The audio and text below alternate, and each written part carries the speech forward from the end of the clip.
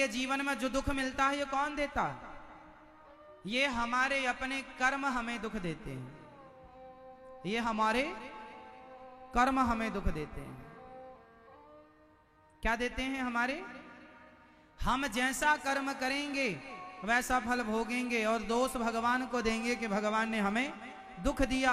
भगवान किसी को दुख नहीं देते। सुनो, भगवान किसी को दुख नहीं देते। फिर दुख कौन देता है? राम न मारे काहू को, पापी नहीं आराम, आप ऐसे मर जाते हैं कर कर खोटे काम। भगवान किसी को दुख नहीं देते। चैतन्य महाप्रभु, गौरांग महाप्रभु की एक छोटी सी कथा आप लोग जानते होंगे। उनकी बचपन की एक कथा है, श्री गौरांग महाप्रभु की कथा। जब वो हरि नाम संकीर्तन करते थे ना, जहां जाते हरि बोल कृष्ण कृष्ण का जाप करते, हरे कृष्ण कृष्ण कृष्ण हरे हरे राम जाप करते। जहां जाते वहां जाप करते, कीर्तन करते। एक कुत्ता था, कुत्ता। वो कुत्ता ना गौरांग महाप्रभु को, श्री चैतन्य महाप्रभु को दूर से देखा करता था रोज। और जब चैतन्य महाप्रभु वहां से आगे बढ़ जाए ना, तो जहां स्वामी महाप्रभु खड़े होकर नृत्य करते थे, कीर्तन करते थे, उस चरणों की धूल पर जाकर कुत्ता लौटता था, लौट जाया करता था। महाप्रभु की चरण धूली पर लौट जाया करता था। एक दिन महाप्रभु की नजर पड़ गई, और महाप्रभु की नजर पड़ गई तो महाप्रभु ने उस कुत्ते को बुलाया, ए गंगादास, यहां नाम रख दिया गंगादास। गंगा के किनारे ही इनकी अधिकांश लीलाएं हुई हैं, तो गंगादास नाम रखा। ए यहां आओ गंगादास। वो कुत्ता गया, अपनी झोली से लड्डू निकाले, महाप्रभु ने उसे प्रसाद पवाया। अब महाप्रभु ने स्वीकार कर लिया, आज से तू हमारी मंडली में सम्मिलित हो गया, अब तू भी हमारे संग प्रसाद पाया कर, तू भी हमारे संग चला कर। अब वो कुत्ता बड़ा खुश। लेकिन जो महाप्रभु के सखा थे, जो मित्र थे, जो कीर्तन करने वाले अन्य लोग थे, उन्होंने कहा, प्रभु ये क्या, ये कुत्ते को साथ में रख लिया आपने? वो कुत्ता कीर्तन करते करते रोता था। जब वो महाप्रभु कीर्तन करते तो वो बोल तो पाता नहीं था, पर भौंकना बंद कर दिया उसने। और भौंकने की जगह जब वो ध्यान से कोई सुने तो उसके भौंकने में गोविंद गोविंद निकलता था, और रोया करता था वो। तो किसी ने कहा कि महाप्रभु आपने इस कुत्ते पर दया करी है, बताओ ये कुत्ता कौन है? तब श्री चैतन्य महाप्रभु ने बताया कि ये कुत्ता पिछले जन्म का ब्राह्मण है, ये पिछले जन्म के पंडित जी हैं। अरे तो बोले पंडित जी हैं तो कुत्ता काहे को बन गए? चैतन्य महाप्रभु ने कहा, ये घर में आए अतिथि को, द्वार पे आए अतिथि को हमेशा जूठा भोजन खिलाया करते थे, खाने के बाद सबको खिलाया करते थे। मेहमान आए, गुरुजी आए, आचार्य चरण आए, ये भगवान को भोग नहीं लगाते थे, पहले ही खा लेते थे कि दाल में नमक कम है कि ज्यादा है, पहले ही चाट लेते थे। तो इन्हें दंड दिया गया कि तुमने साधु संतों को भोजन कराने के पहले भोजन किया और उन संतों को जूठन खवाया, जाओ तुम्हारा दंड यही है, जाओ अब जूठी पत्तलें चाटो, तुम कुत्ता बन करके अपना यापन करो। वो पाप के कारण कुत्ता बनना पड़ा, और बाद में श्री चैतन्य महाप्रभु ने उसे अपने साथ रखा और उसे भगवान नाम का आश्रय दिलाकर उस कुत्ते की भी बुद्धि निर्मल की, और वो प्रायश्चित करता हुआ अंत में उस कुत्ते ने गंगा जी में जल समाधि ले ली थी अंत में।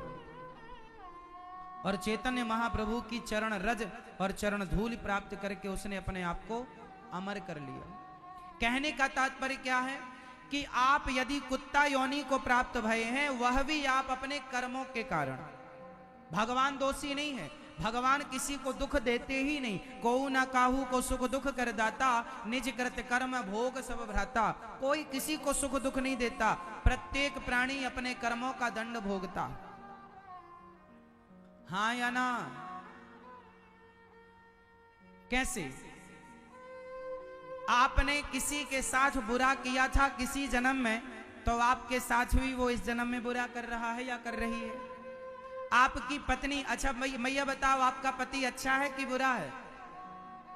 अच्छा है, मारता तो नहीं है, परेशान तो नहीं करता।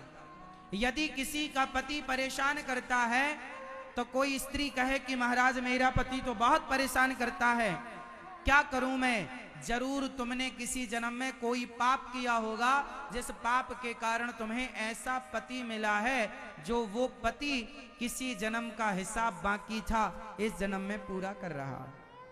आपको जरा सा भी दुख मिल जाए तो समझ लेना कि यह हमारे किसी जन्म के पापों का दंड है, और जीवन में सुख मिले तो समझ लो ये हमारे पुण्यों का उदय है। पुण्यों के बल पर सुख मिलता है और पाप के बल पर दुख मिलता है। इसलिए आप यदि दुखी हैं तो वह आपके ही कर्मों का दंड है। किसी का बेटा नालायक, किसी की पत्नी नालायक, किसी का पति नालायक, तो ये तुम्हारे किसी जन्म के पापों का दंड है। शरीर परेशान कर रहा, बड़े बड़े डॉक्टरों को दिखाया पर रोग ही ठीक नहीं होता। कुछ रोग ऐसे होते हैं जो रोग नहीं है, ये पापों का दंड है। हाँ या ना? इसलिए मेरी माँ, भगवान किसी को दुख नहीं देते। आप जैसा करते हैं वैसा आप भरते हैं। आपने अच्छा किया तो आपके साथ अच्छा होगा, आपने बुरा किया। भगवान, अच्छा बताओ, आपकी किस्मत कौन बनाता है? आपका भाग्य कौन बनाता है? जोर से कहे कि हमारी किस्मत भगवान बनाते हैं। आपकी किस्मत किसने बनाई मेरी माँ? हम सबकी किस्मत भगवान नहीं बनाते, हम सबकी किस्मत हम लोग खुद बनाते हैं। हम जैसा कर्म करेंगे वैसी हमारी किस्मत। जैसा आप समझो, आपके आसनसोल में कचहरी तो होगी छोटी सी, आपको 10 रुपए के स्टाम्प पर, 100 रुपए के स्टाम्प पर वसीयतनामा तैयार करना है, तो आप जाएंगे और वसीयतनामा जो लिखने वाला है वसीयत, उसके पास जाएंगे और आप बोलते जाएंगे। जो आप बोलेंगे लिखने वाला वो लिख करके देगा। वो अपने से नहीं लिखेगा, आपको बताना पड़ेगा कि किसके नाम पर क्या करना है। आप बताते जाएंगे, वो लिख कर देता जाएगा। उसी प्रकार जब आप यहाँ से मरकर जाते हैं तो आप ही बताते हैं कि हमने इतना पुण्य किया, इतना पाप किया। उस पाप के पुण्य के बल पर 100 रुपए के स्टाम्प पर ईश्वर लिख कर दे देते हैं कि पाप किया है तो ये दंड है, पुण्य किया तो ये फल है, ये सुख है। वो 20 रुपए 100 रुपए के स्टाम्प पर जो लिखा जाए वही तुम्हारी किस्मत होती है। जो तुमने किया है, आपने यहाँ किसी के साथ गलत किया है तो आपके संग भी गलत लिखा जाएगा कि वो आपके साथ कभी गलत करेगा।